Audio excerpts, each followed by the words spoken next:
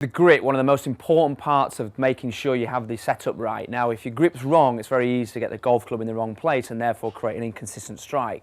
So we've got Sarah Sturk here today. We're going to talk to you a little bit about portraits and grips, how to take the grip properly, and give you an idea of some routines that can improve that process to make sure you get the right grip. Now, most handicap golfers that I see will have a poor grip because they put the golf club too much in the palm, so it's difficult to get a control of the club head.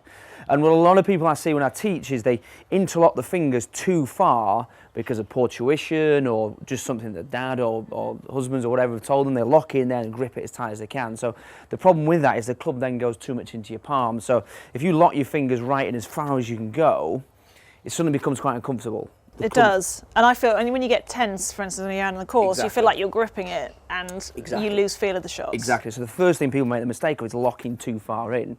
Okay, now I take that back off you. Now what we're going to try and do is talk you through how to get the grip in the right place. Now the reason it's important is because we're trying to control this tiny little head to that tiny little ball. So if your hands are in the wrong place, therefore we've got no control of it. Okay, so you think of kind of chopping vegetables. If you grip the knife really tightly in your palm and trying to chop it down, then you probably take your fingers off.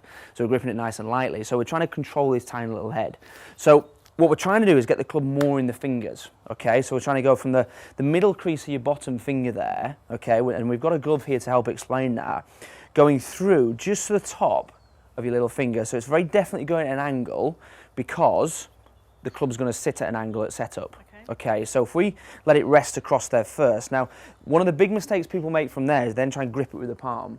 Now, what we want to do initially is grip with the fingers first. So you should feel a light grip. Exactly. Okay. So you can grip it in the fingers, so you've got a much better control of here. So you might not feel like you can grip it tightly, but you've got a much better control of the club head.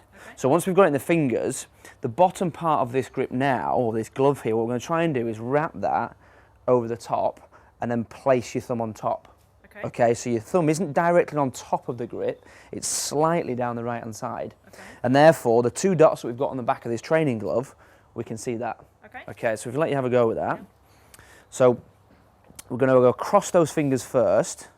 Yep. That's it. So grip with the fingers first initially, and then wrap over. Thumb there. That's good. And then you can see the two dots there. Perfect, perfect. Don't go too far over, but just so you can just see those two dots with it. Absolutely spot on. Good.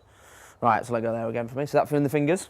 Feels really good, like I said, and you have that sort of black mark there, and it's a perfect place for the club to sit. Exactly. It makes it a lot easier to make sure you've got a good hold of it. And the left hand's one of the most important ones of it. The other one being the right hand, because we've only got two. Now, the right hand there, we're going to, again, try and get it in the fingers. Yeah. So what most people do, they then grab it like what we call either a mobile phone grip or a baseball grip. Baseball grip, yeah. Exactly, and grab hold of it too tightly. So they think they're getting loads of power, they're actually making it weaker because there's no control here. Okay. So you can grip in the grip tightly, but not getting control of the club head. So again, we're going to go in the fingers first. So we're going to go across the middle two fingers and the second crease there in your hand, okay? So we're going to try and get that sitting at the back of the grip there. Okay. Okay, now, one of the traits I really like to see people is overlapping the fingers. I don't mind the interlock if you get it right, but I prefer the overlap in beginners, okay? Because then we can get it in those fingers. As I'm not a beginner, can I still do the interlock? Yeah, definitely. No, a better player who would have that grip could interlock, definitely. It's not a bad grip, but beginners and high handicap golfers can very easily get it wrong, so I very much encourage them to overlap first. So once we've got it in the fingers, we're then going to get the crease, the lifeline of your right hand to wrap over your thumb. Okay. So again, one of the big mistakes is people grab hold and then just grip tight of it. So everything's disconnected. So if we're wrapping over the top, you see how now the thumb on my left hand's completely disappeared. So it's now sat in the fingers of both hands. Okay. Okay, so if you go left hand that we've just taught you, that's him. Like that. Perfect. And then the fingers of the second hand, perfect.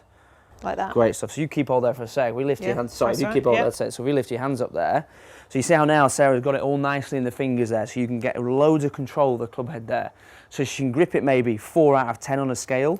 It feels, a lot of control, feels much lighter on the grip. Definitely. But still nice and secure. Without any shadow of doubt, So the problem with it is people put their hands in the wrong place, very difficult to control that club head. Okay, so if I grab hold that for one more second. Now, one of the key things, a good little tip with this is we're going to grip it as tight as you can, and that's 10 out of 10 in your scale, and then release it to 3. Okay. So you feel that release, that tension. So if you get your grip again, grip it as tight as you can so you get a scale of 10 out of 10. 10, definitely. Perfect, and then release. 3.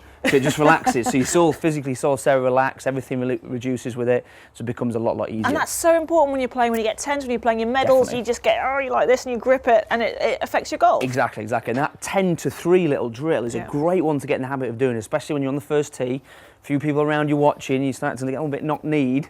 Really nice, release that really tension. nice tip. Fantastic. Definitely. Brilliant.